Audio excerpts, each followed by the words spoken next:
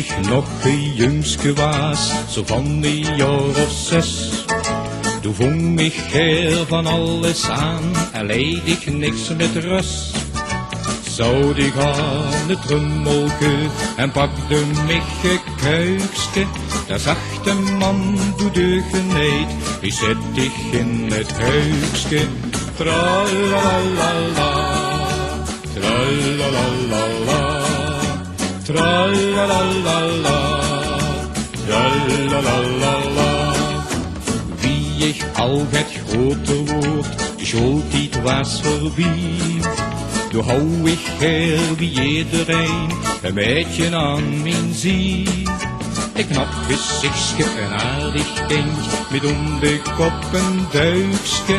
Die spook dan met dat meidje af, op een of ander huikske. Tralalala, tralalala, tralalala, tralalala. Ik later vrije kom, ik was vol gouden moed.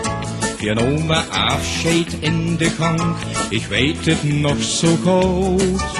Opeens verscheen de schoonpapa, der zag toe met een vluikske. Wat moet dat met mijn dochter nu, daar in dat duister huikske. Tralalala, tralalala. Tralalala, tralalala. Wenn ich eens bij Petrus kom en klopt aan de deur, dan zegt de jong, kom doe maar in, de stijst er heel goed voor. Du hebt toch nemens goed gedaan, er steekt niks in mijn buikske. Dan vraag ik Petrus, zet mich maar met een engelke in een huikske. Tralalala, tralalala, tralalala, tralalala, tralalala, tralalala,